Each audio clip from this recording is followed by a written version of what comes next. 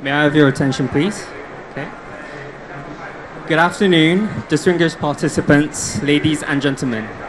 Welcome today to today's Blue Carbon Side event entitled How Do Tidal Flats and Seaweeds Meet the IPCC Criteria for New Methods? My name is Enal Kwan, and I am from Blue Carbon Research Center, Seoul National University of Republic of South Korea, and it is my honor to be your host for today. Today's event is hosted by the Ministry of Oceans and Fisheries of South Korea, Republic of Korea, and Blue Carbon Research Center, and co-hosted by the Kunsan National University and Hallym University. Throughout this event, we will share the latest research findings and blue carbon research and the achievements throughout tidal flats and seaweeds as potential new carbon.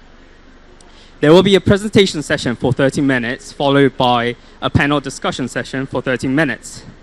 And so now I would like to introduce our distinguished guests who came here to make this event even more special.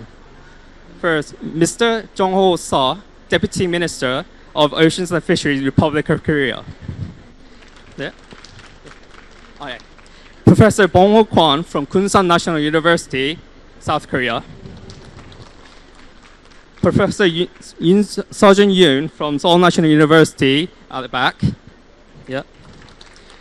Professor Seung-jo Kim from Hallym University. Yeah. And joining today, as in personal capacity, Mr. Tomoyuki Aizawa from Transparency Division, UNFCCC, which is online, and Dr. Asushi Watanabe from Ocean Policy Research Institute of Japan. Dr. Jong Won-han from National Marine Biodiversity Institute of Korea. Okay. And Mr. Ki Dong-yeol from Korea Marine Environment Management Corporation. Now, Deputy Minister Jong-ho Seo will give a warm welcome speech for today's event.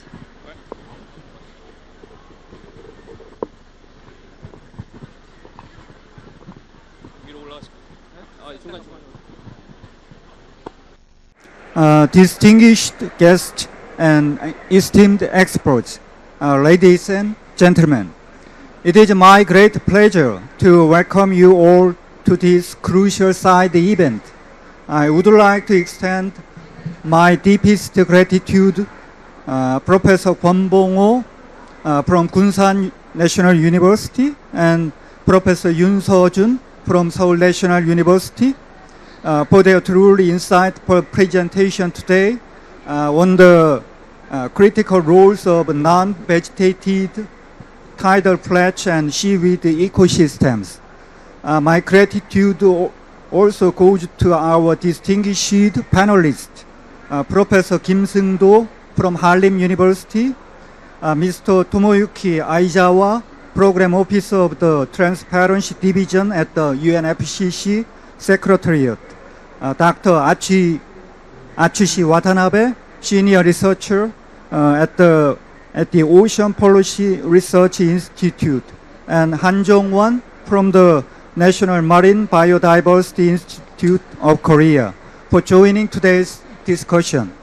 I also thank all in the audience for your valuable presence and commitment. Distinguished guests, the Republic of Korea is profoundly aware of existential threat posed by the global climate crisis. Our enhanced 2030 nationally determined contribution announced at COP26 in Glasgow reaffirms our unwavering commitment to the 1.5 degrees goal and a climate resilient future. To translate this commitment into action, Korea launched its fourth comprehensive plan for climate change response in the marine and fisheries sector in September 2022, followed by the Blue Carbon Promotion Strategy released in May 2023, which lays out the concrete roadmap for implementation. According to the global carbon budget presented at COP25, the ocean absorbs approximately 23% of the world's annual carbon emissions, which amounts to about 9.2 billion tons out of a total of 40.2 billion tons released each year.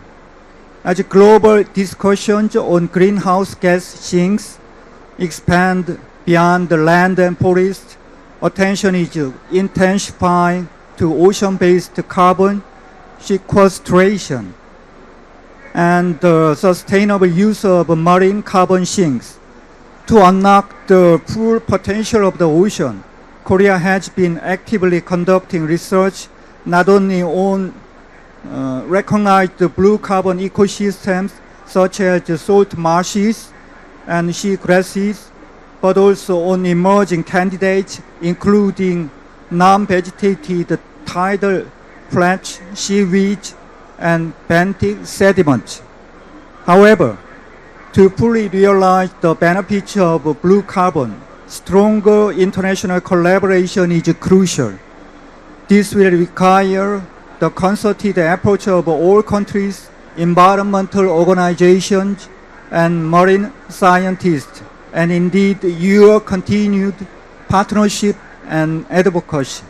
I sincerely hope today's dialogue will serve as a catalytic platform to share insights on the untapped potential of emerging blue carbon ecosystems and to strengthen our collective voice in advocating for their official global recognition and inclusion in climate frameworks. Once again, I would like to thank all those who made this event possible and to everyone joining us today. Thank you. Thank you very much. Okay, thank you, Deputy Minister. Now, Ki Dong-yeol from Korea Marine Environment Management Corporation will give a welcome speech.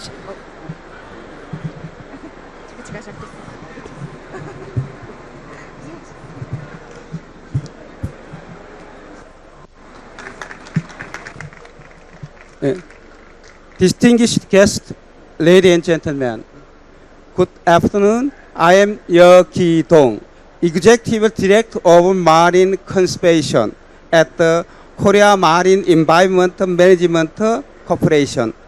It's a pleasure to be here for this session on blue carbon.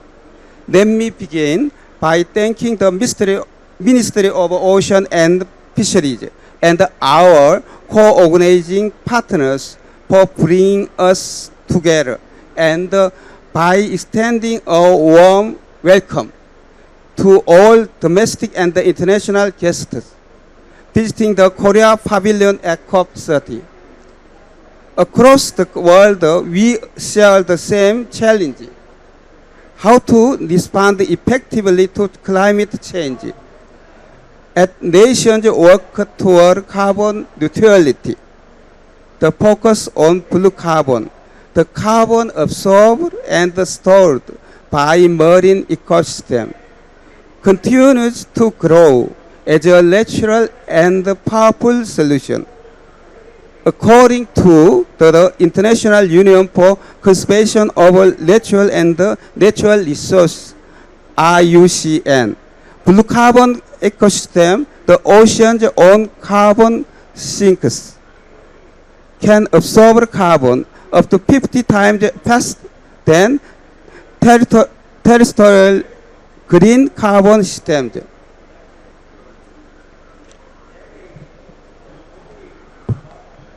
That fact alone shows the vast potential still waiting to be realized beneath our seas. At COHEM, you are working to unlock that potential. We are expanding tidal flat restoration and the coastal ecosystem recovery efforts across the country, while also increasing the designation of marine protected areas to reach our national goal of covering 60% of Korea's territory by 2030.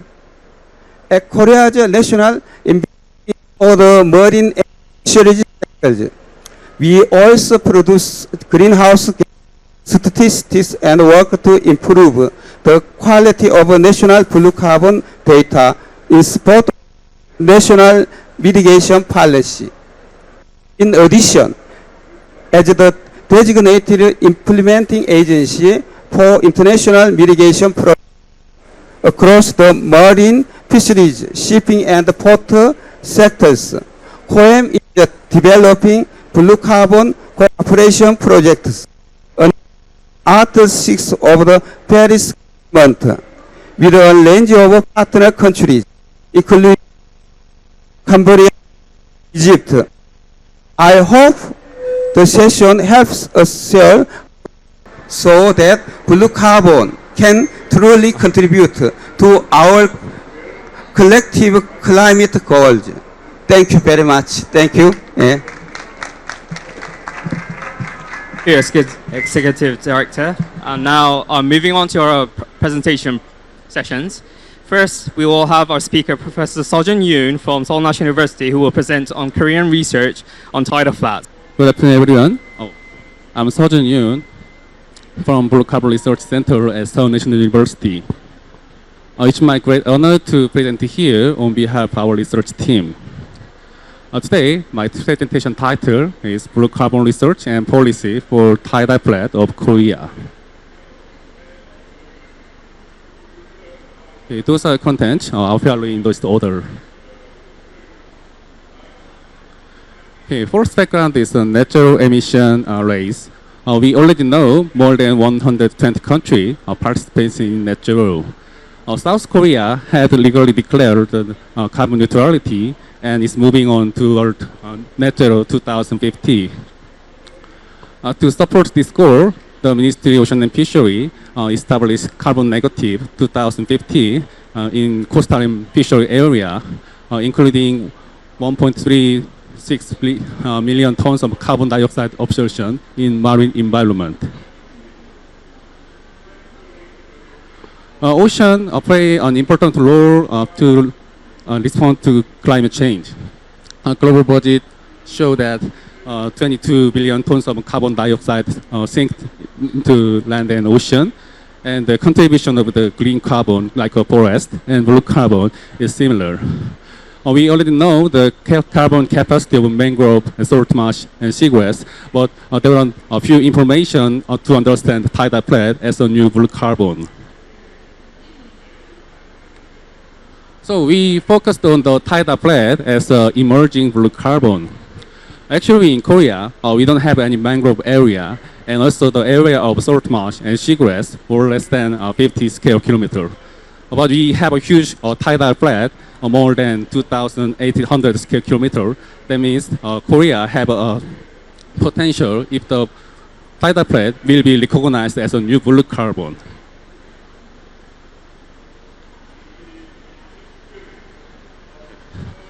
After the first report in 2009 by IUCN report as a blue carbon, the IPCC approved the new 3 blue carbon in 2013, mangrove, salt marsh, and seaweed.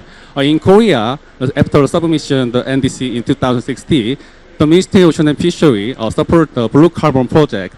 So the first project was conducted since 2017, and now the phase 2 is ongoing.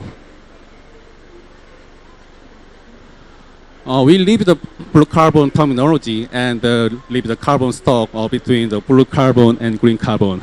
The results show that the carbon capacity of blue carbon was higher than green carbon, and there was a positive effect for the planting cost and management cost and the growth period.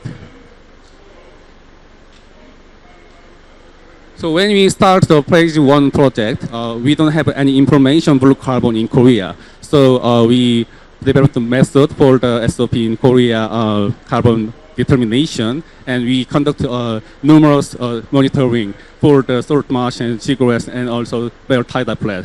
So we got a data, and then we made a blue carbon data system in Korea. So in the result of phase 1 research, we conduct monitoring their tidal flat for more than 300 times, and we got a data for carbon stock, 48 million tons of carbon dioxide stock, and sequestration 0.8 carbon dioxide. That means Korea tidal plate can be observe carbon dioxide, which generate maximum 200,000 cars every year.